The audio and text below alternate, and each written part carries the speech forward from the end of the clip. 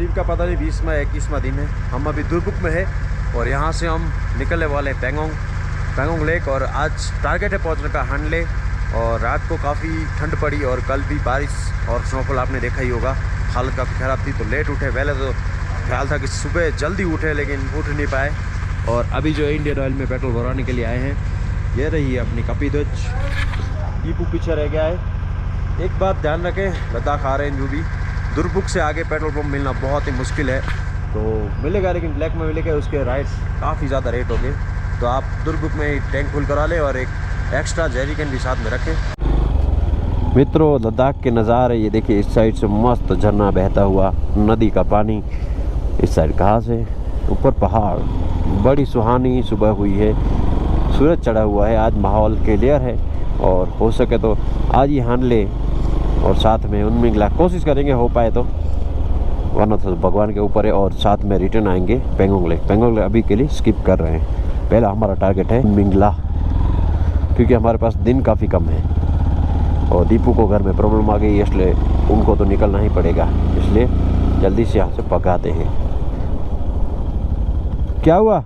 देखिए, पहाड़ों के खूबसूरत नज़ारों के साथ हम लोग निकल चढ़े पेंगोंग लेक की ओर।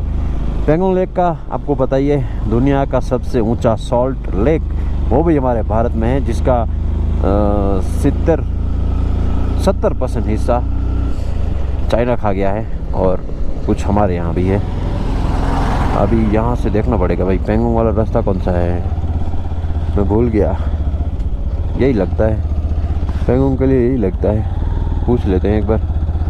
सिविल एरिया नहीं, ये तो आर्मी एरिया, ये नहीं हो सकता। मुझे लगता है वो जा रहा है आगे से, भूल गया मैं। अच्छा, तो दौड़ा ही लेते, बाद में पता नहीं कैसे आएंगे रास्ते। अभी जो चांस मिला है तो दौड़ाते हैं पेंगोंग। यहाँ पर कुछ लिखा हुआ ही नहीं है, पता नहीं, लेकिन होगा यहाँ से 30-33 दिखा रहा था, लेकिन अभी 25-30 से पकड़ के ही रखे हम लोग। तो बहुत जल्दी पेंगोंग करके वहाँ से फ़ोटोशूट करके सीधा निकलेंगे हानले के लिए। रास्ते में एक स्टॉप आएगा रिजांगला, उसके अलावा स्टॉप ही नहीं लेना है। उसके अलावा बाइक दौड़ाते जाओ दौड़ाते जाओ दौड़ाते जाओ। पेंगोंग लेक पहुँचने वाले हैं दोस्तों। सामने आपको नीली पट्टी दिखाई दे रही होगी, वही पेंगोंग लेक है। जल्दी से बाइक दौड़ाते हैं और प्रॉपर व्यू दिखाते हैं आपको पेंगोंग लेक का। रास्ते काफ़ी अच्छे हैं, दुरबुक से पेंगोंग तक के एकदम मक्खन रास्ते। गाड़ी कभी कभी 100 से ऊपर भी पहुंच गई थी मेरी। आ छे पेंगोंग लेक, તમે મારી બિલકુલ લેફ્ટ સાઈડમાં જોઈ શકો છો કેટલો સુંદર છે। બ્લુ પાણી, એકદમ બ્લુ પાણી પેંગોંગ લેકનું। ચાલો જલ્દી જઈએ પેંગોંગ લેક। બાઇક લઈ જવા દે કે ના દે નક્કી નહીં, લગભગ નહીં લઈ જવા દેતા, તો અહીંયાથી આપણે પગે પગે જશું। और यहाँ है छत्रपति शिवाजी महाराज की प्रतिमा। जय हो वीर छत्रपति महाराज। छत्रपति शिवाजी महाराज की बहुत ही सुंदर प्रतिमा है यहाँ पर। तो ब्रेक लेते हैं यहाँ पर। शिवाजी महाराज की जय हो।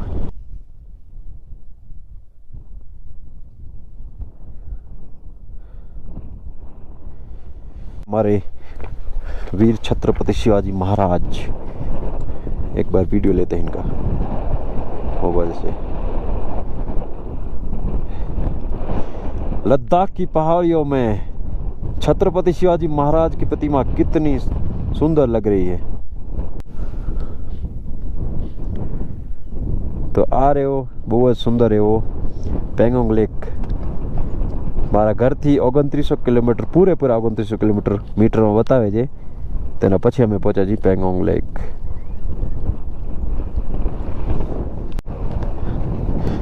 તો મિત્રો, હું જઈ રહ્યો છું પેંગોંગ લેક તરફ। ત્યાં પોઈન્ટ છે ને, ત્યાં જઈએ। ચાલો, જો કેટલો સુંદર છે આખો બ્લુ પાણી પેંગોંગ લેકનું।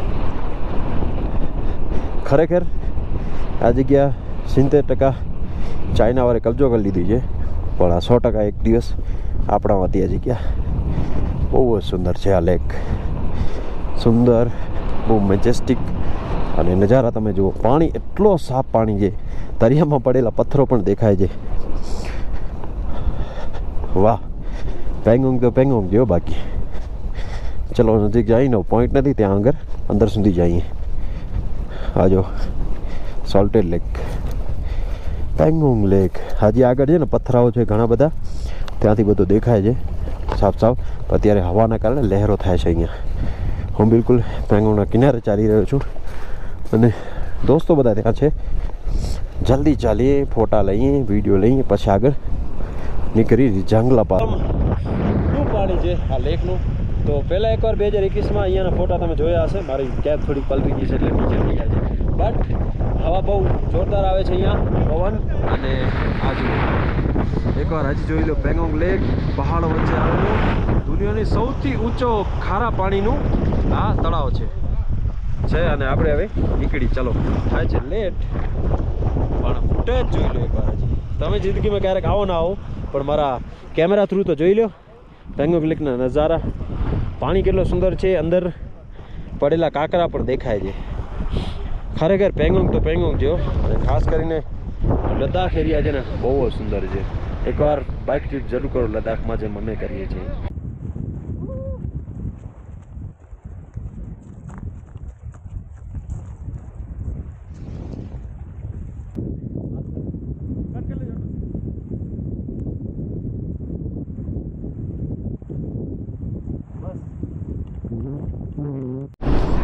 वापस से ब्लॉगिंग की शुरुआत हिंदी में कर चुके हैं. वहाँ मैंने थोड़ी गुजराती की, क्योंकि काफ़ी गुजराती व्यूअर्स अपने ब्लॉग देखते हैं और इसी वजह से थोड़ी बहुत करने भी पड़ती है गुजराती.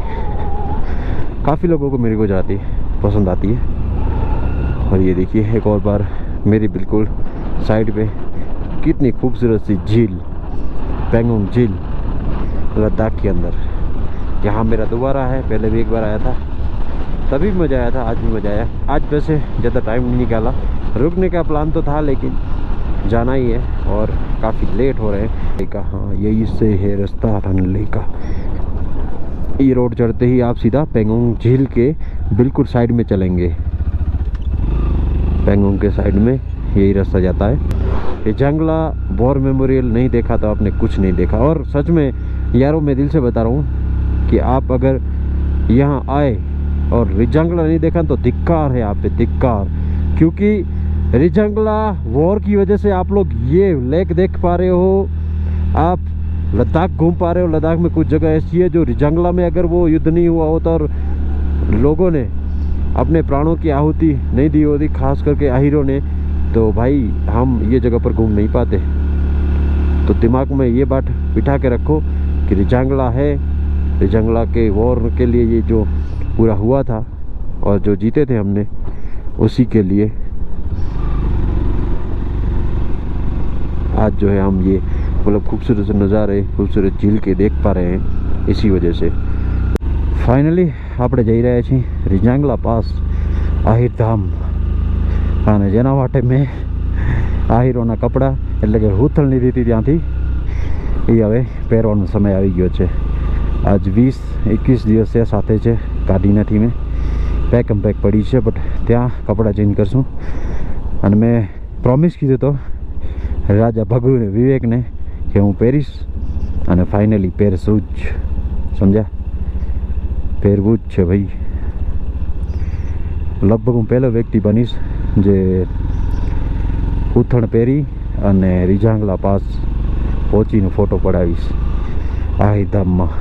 તો આ વિડીયો મિસ ન કરતા ને ઇન્સ્ટાગ્રામમાં પર રીલ પણ આવી જશે શાયદ એની, આહિર ધામના જે જગ્યા છે ત્યાં જઈને. હવે અપર સાઈડનું જો હું શું કરું, આજ લુગડા પહેરીશ કે સેમ જે, કેમ કે ઉપર શર્ટ બટ પહેરવો કાંઈક છે નહીં મારી પાસે વ્હાઈટ વ્હાઈટ. અને ઉપરથી ઠંડી ભાઈ બહુ છે અહીંયા. અત્યારે ટેમ્પરેચર 6-7 હશે, 6-7 ટેમ્પરેચર ઘણું કહેવાય.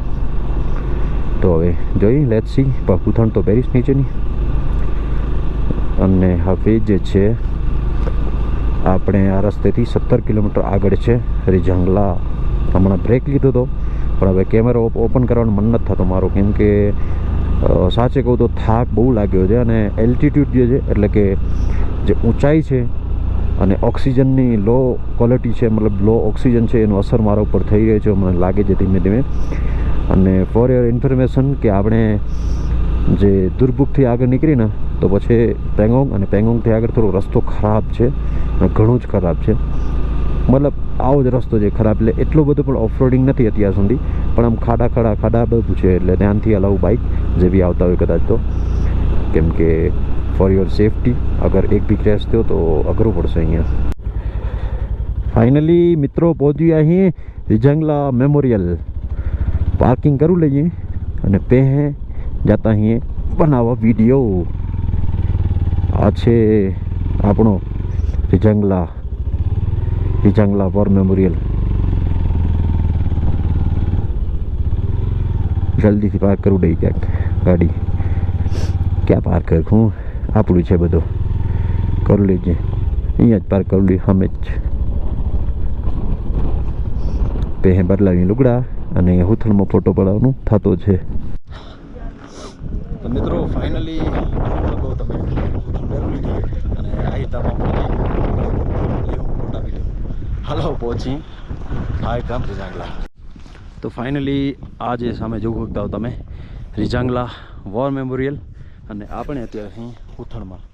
તો જોઈ લો અહીંયા ફોટા પડાવું પહે આહિરધામ 0 કિલોમીટર.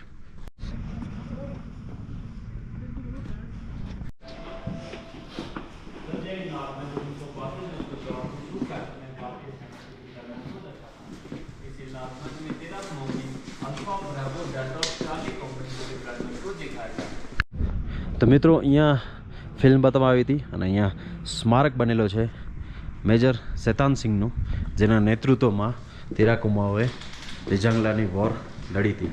આ સ્મારક છે. વીર ચક્ર મળ્યો હતો જેમને શેતાન સિંહ. તો મિત્રો અત્યારે હું આહિરધામમાં છું रिजंगला પાસમાં. 114 આહિર જવાનોએ પોતાના પ્રાણોની આહુતિ દઈને આપણા આ અમૂલ્ય ભારતના હિસ્સાને બચાવ્યો હતો. તો એના અહીંયા ફોટોસ લાગેલા છે, જોઈ શકો છો તમે. જેણે વીરગતિ પ્રાપ્ત કરી એના બધા ફોટોસ અહીં પણ લાગેલા છે. અને અંત સુધી જ્યારે લડાઈમાં એકદમ પીક ઉપર લડાઈ હતી ચાઇનાવાળા સામે, ત્યારે જ્યારે ઇન્ડિયન આર્મી એ લોકોની બોડી લેવા માટે રિકવર કરવા માટે આવ્યા ત્યારે એના હાથમાં હથિયાર હજી પણ હતા. બોડી આખી ફ્રીઝ થઈ ગઈ હતી, પણ એણે પોતાના હાથમાંથી હથિયાર નહોતા છોડ્યા અને એટલી બહાદુરી ને વીરતાથી લડ્યા હતા આપણા ભારતીય સૈનિકો. અને છેલ્લે જ્યારે હથિયાર ખૂટી પડ્યા હતા ત્યારે તમે જોઈ શકો છો અહીંયા પ્રતિમા બનેલી છે. ચાકુઓથી ચાઇનીઝ સોલ્જરને માર્યા હતા, પથ્થરોમાં ભૂટકાડીને માર્યા હતા, પણ ચાઇનાવાળાને ખરેખર એનું દૂધ યાદ દિલાવી દીધો હતો છઠ્ઠીનું. એટલી હાલત ખરાબ કરી હતી. તો આપણે ગર્વ લેવો જોઈએ रिजंगला પાસ. આ જુઓ એના મેમોરીઝ અહીં લાગેલા છે, ફોટોસ. અને આ જુઓ જે રિપોર્ટ ત્યારે આવી હતી ન્યૂઝપેપરમાં. મેજર શેતાન સિંહના નેતૃત્વમાં આ યુદ્ધ લડવામાં આવ્યું હતું અને બહુ જ જોરદાર સ્ટોરી છે આ યુદ્ધની. બહુ બહાદુરીપૂર્વક સૈનિકો લડ્યા હતા. તમે જ્યારે પણ લદ્દાખ આવો ને તો આહિરધામ જરૂર આવતા. હું જોઈ શકો છો એટલા માટે સ્પેશિયલ આહિરનું આઉટફિટ પહેરીને આવ્યો છું કે અહીંયા હું એ લોકોને શ્રદ્ધાંજલિ આપી શકું ને અહીંયા આહિર આઉટફિટ પહેરીને સારા એવા ફોટોઝ વિડીયોઝ લઈ શકું, જે લાઈફ ટાઈમ મારી મેમરીઝ રહેશે. પણ આ જો આ બધો આર્ટિકલ ત્યારે ન્યૂઝપેપરમાં આવ્યા હતા, એ હજી પણ અહીંયા છે, તમને જોવા મળી રહ્યા છે. જે વીરતા અને જે સાહસ દેખાડ્યો હતો આહિરોએ, ખરેખર નમન છે દિલથી. અને શબ્દો નથી મારી પાસે કે હું શું કહું, શું કહીને વર્ણવું. વધારે હરિયાણાના યુપીના આહિરો હતા જેમણે આ યુદ્ધમાં પોતાનું સાહસ બતાવ્યું હતું. અમે સ્પેશિયલ આ વોર મેમોરિયલ માટે ખાસ કરીને મેં પ્લાનિંગ બનાવી હતી. અને અરે બહુ એમ કહેવાય કે ગર્વની ભાવના અત્યારે થઈ રહી છે. રૂવાણા ઊભા થઈ રહ્યા છે આ જગ્યા ઉપર લાઈવ થઈને, કે શું એ સમય રહ્યો હશે, શું એ કાળ રહ્યો હશે ને કેવો માહોલ રહ્યો હશે જ્યારે આપણા મુઠ્ઠીભર સૈનિકોએ ચાઇનાવાળાને ધૂળ ચટાડી અને પોતાના ઘર તરફ પાછા ધકેલ્યા હશે. મિત્રો અહીંયા નામ લખેલા છે વીર જવાનોના, જેણે પોતાના પ્રાણોની આહુતિ આપી હતી. અને અહીંયા બનેલો છે આ આહિરધામ સ્મારક, જોઈ શકો છો તમે. અને અહીંયા લહેરાતો આપણો તિરંગો 13 કુમાઉ રેજિમેન્ટના વીર જવાનો અને મેજર શેતાન સિંહને દિલથી નમન. મિત્રો અહીંયા તમે આવો તો આ રીતનું ડ્રેસ પણ મળે છે, જે તમે જરૂર બનાવી શકો છો. 320 આનો પ્રાઇસ છે. रिजंगला આવીને મેં અમારું નામ લખાવ્યું છે, લાઈફ ટાઈમ પછી આવે છે. તો મિત્રો તમે સેનાનો હેલિકોપ્ટર ન બતાવે, સેનાનો કોઈ પણ વસ્તુ ન બતાવે, સોરી. પણ આહિરધામમાં મેં જોયું, અહીંયા ડોક્યુમેન્ટરી સાંભળીને ખરેખર દિલથી બહુ ગર્વ થયો. અને મને બહુ ફક્ર છે, બહુ જેને કહી શકે ગર્વ છે આ જગ્યા ઉપર આવવાનું. ખરેખર ગૂઝબમ્પ આવી જાય જ્યારે તમે આ કહાની સાંભળો આહીરોની. અને હવે જે છે અમે આગળ વધીએ. બહુ ખરેખર બહુ જોરદાર જગ્યા છે અને જે બલિદાનની ગાથાઓ છે એ સાંભળીને તમે ઇમોશનલ થઈ જાઓ. એટલું મહાન યુદ્ધ આપણા સૈનિકો અહીંયા લડ્યો હતો. તો આ છે લદ્દાખનું રિજાંગલા વોર મેમોરિયલ આહીટાઉન. રિજાંગલા વોર મેમોરિયલ રિજાંગલા પાસથી નીકળી ચૂક્યા અહીં. હવે જોગલ્યો આहिले પાસે જોગલ્યો ખાલી ડુંગર. વિવેક અને રાજા ભોગુ વડે અફસોસ કરશે વિડીયો જોશે તો. હા હા હા આયરન લુકડેમાં ફોટા વિડીયો લીધા. આ પાસે જોઈ લો ખાલી. હે જોવું ने कितनी मज़ा आती है. तो लाइव कितनी मज़ा आती है इसमें विचारो खाली. फ़ोन यहीं है, यहीं से मैं एक वीडियो लेता हूँ खड़ा होके. यहाँ से व्यू मस्त आता है पेंगोंग का. पेंगोंग झील का व्यू क्यों मिस करें भाई. इतने नज़दीक आ गए तो फिर ले ही लेते हैं. और यहाँ पर सांस काफ़ी फूल रही थी मेरी, क्योंकि हाइट पे है ना ये जगह, इसी वजह से. ये है बड़ा ही खूबसूरत सा भारत का पेंगोंग लेक. ब्लू पानी, एकदम ब्लू पानी. इसे मेरठ गांव कहते हैं. पहले हमारा कल का टारगेट था मेरठ गांव का, लेकिन रात हो गई इसलिए हम दुर्बुक में रुक गए. 70 किलोमीटर हमने क्रॉस कर लिया है ऑलमोस्ट. अब 130 जैसा और बचा है, 130 140. और अब हम सीधा हनले निकलेंगे. हनले 130 बीच में रिजांगला एक बार स्टेप लेंगे. और यहाँ पर भी काफ़ी होम स्टेज और वगैरह बने हुए हैं. चल रहा हूँ वहाँ तो सही है सब. देखिए खूबसूरत से पहाड़, वो हिमालय के, और वहाँ पर भी पहाड़ है. हर जगह सफ़ेद बर्फ़ की चादर है ऊपर की साइड. और हम अभी है यहाँ पर अच्छी ऐसी धूप खिली हुई है और रोड अच्छे है, तो मैं इसलिए दौड़ा रहा हूँ मतलब गजब की दौड़ा रहा हूँ. 70 80 90 दौड़ा रहा हूँ. और देखिए वाटर क्रॉसिंग यहाँ पर, मतलब पानी बंद है लेकिन इस वाटर क्रॉसिंग में काफ़ी लोग गिरते हैं. ऐसा वीडियो देखा है मैंने, आपने भी वायरल वीडियो देखा ही होगा. दोस्त लोग पीछे हैं, मैं सबसे आगे हूँ. तो बाइक को एक्सीलरेटर देते हैं. जल्दी से पहुंचना है आज, जो भी हो हनले पहुंचना ही पहुंचना है भाई. पेंगोंग लेक का देखिए ये लास्ट पॉइंट है. यहाँ से आगे अक्साई चीन जिसे कहते हैं, चाइना ने कब्जा हुआ है. और वो देख रहे हैं लास्ट पहाड़. तो यहाँ पर पेंगोंग लेक होता है ख़त्म. अब हम निकल रहे हैं. लेकिन और एक बात बता दूँ, यहाँ पर पहाड़ देखिए पूरी तरह से कटे हुए पहाड़ है. और ये ट्रांस हिमालयंस जिसे कहते हैं, ट्रांस हिमालय, तो वही है ये. यहाँ पर बड़े बड़े पेड़ देखो, आपको एक भी नहीं दिख रहा होगा. छोटे छोटे घास तिनके उगते हैं लेकिन बड़ा पेड़ नहीं, क्योंकि यहाँ पर ऑक्सीजन लेवल नहीं है पर्याप्त पौधों को उगने के लिए. और बर्फ़ भी काफ़ी पड़ती है यहाँ पर. वेदर एक्सट्रीम लेवल पर ठंडा हो जाता है जब सर्दियों में पूरा बर्फ़ होता है. यहाँ पर रास्ता ही बंद होता है, आगे लोग जा ही नहीं सकते. यहाँ पर बर्फ़ होती होगी 4 से 5 फुट, यानी इतनी बर्फ़ होती होगी. सोचिए आप, सिर्फ आर्मी ट्रक्स ही यहाँ से गुजरते हैं सर्दियों के वक्त. बाकी पूरा रास्ता बंद होता है. ये पूरा फ्रोज़न होता है पेंगोंग लेक. तो जहाँ पर हम अभी है ना, वहाँ पर पूरा बर्फ़ जम जाती है. अजन मारा मगज में एक चुल उठी है कि हूँ आ जगह बीजी વાર આવું કે ના આવું. પણ આ જો જંગલી ગધેડા છે અને આ લોકેશન જો. મારો વિચાર હતો કે અહીંયા બાઇક લઈને જાઉં, તો નીચે ગાડી ઉતારી દીધી છે. રેતી એટલે ઘણી જ બધી રેતી છે, પણ તોય જઈશ એટલે જઈશ. આ જંગલી ગધેડા જોઈ લો લદ્દાખમાં. ઓ ભાગે રહ્યા.